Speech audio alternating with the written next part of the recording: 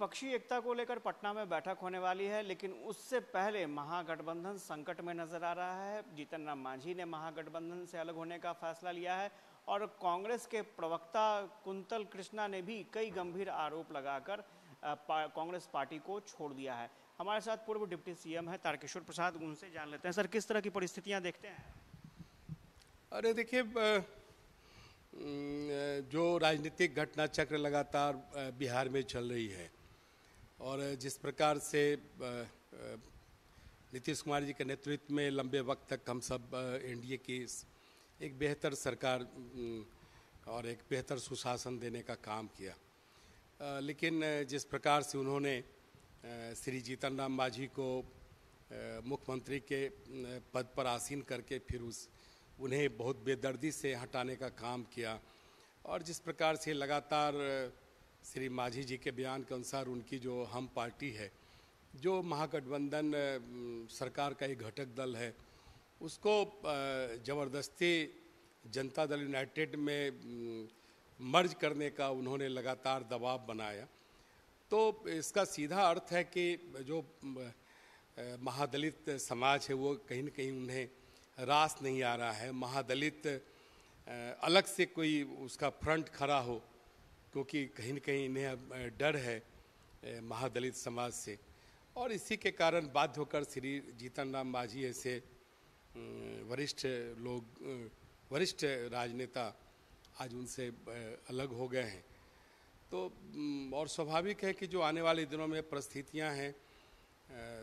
श्री नीतीश कुमार जी जिस भंवर जाल में, या कहा जाए तो स्वयं अपने हुए बुने जाल में जिस तरह से वो फंसे हैं, मुझे हाल फिलहाल निकलना तो संभव नहीं लगता है, लेकिन लगता है कि कहीं न कहीं राजनीतिक संन्यास उसी अपने बुने जाल से वो प्राप्त करेंगे। अच्छा, ये मुकेश सहनी भी इंतजार कर रहे हैं, उनको लेकर के भी कई तरह के कयास लगाए जा रहे हैं क्या? और ये भी कहा जा रहा है कि जीतन राम मांझी कल हो सकता है बड़ा फैसला ले लें, एनडीए में चले जाएं, बीजेपी के साथ चले आएं। देखिए, स्वाभाविक है कि बिहार में लंबे वक्त तक एनडीए ने बिहार के विकास में और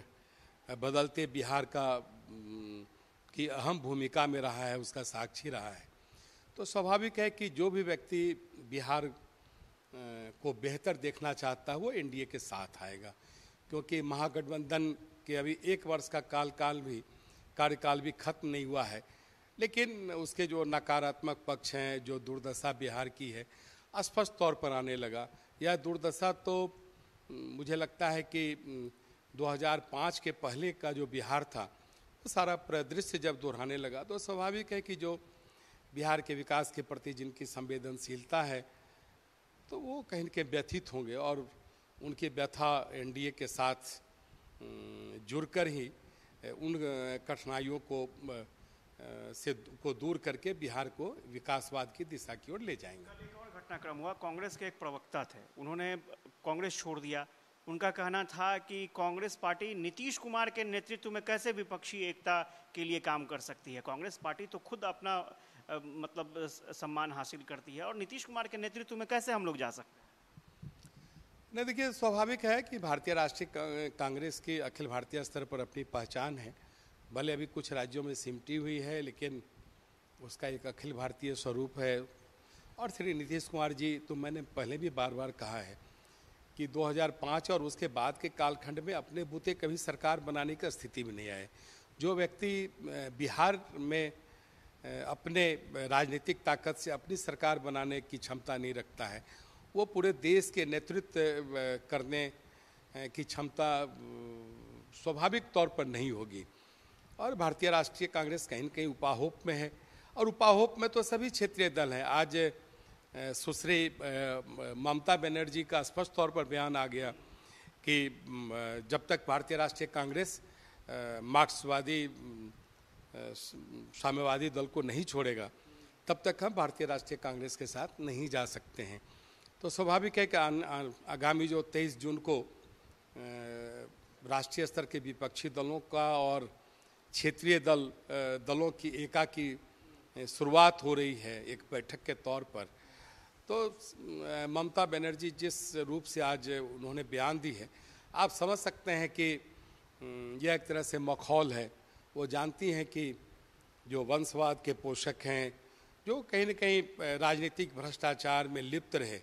ऐसे लोगों का जमावड़ा में मुझे लगता है कि बिहार तो बर्बाद हो ही रहा है। दूसरे भी जो क्षेत्रीय दल हैं उस बर्बादी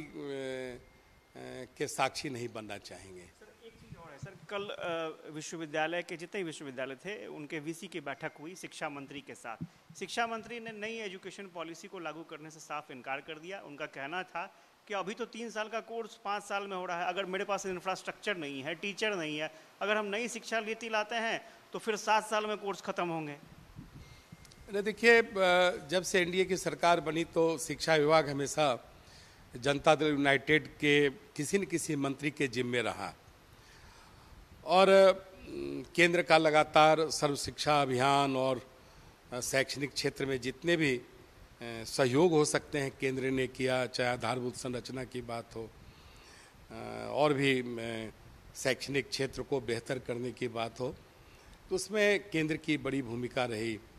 लेकिन अभी वर्तमान में शिक्षा मंत्री श्री चंद्रशेखर जिस प्रकार से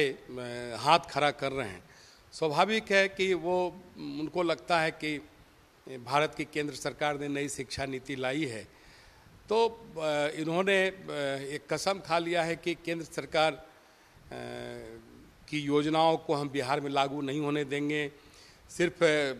बिहार के विकास के पैकेज के नाम पर वो बातें करना,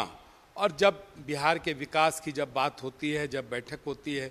तो मुख्यमंत्री का नहीं जाना और इस तरह के बयान देना जैसे लग रहा हो कि कहीं न कहीं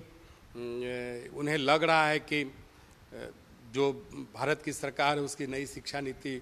लागू होगी, क्योंकि नई शिक्षा नीति ने कई यथार्थ को समाहित करते हुए और एक बेहतर नागरिक बनाने का,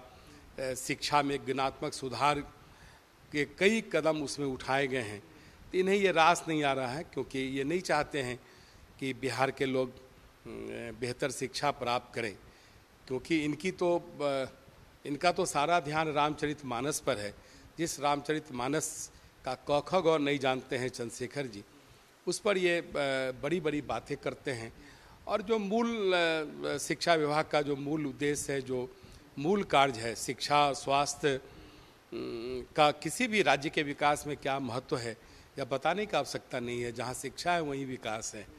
लेकिन ये नहीं चाहते हैं कि शैक्षणिक तौर पर बिहार के लोग एम्पावर्ड हों, बिहार शैक्षणिक क्षेत्र में आगे बढ़े, क्योंकि बिहार की इतनी सारी प्रतिभाएं हैं। जहाँ नई शिक्षा नीति लागू होगी तो मुझे लगता है कि बिहार की प्रतिभा का पलायन भी रुकेगा और एक समरूप शिक्षा जो पूरे राष्ट्रीय स्तर पर लागू होगी, उसमें बिहार भी कहीं न कहीं उसका सहभागी होगा।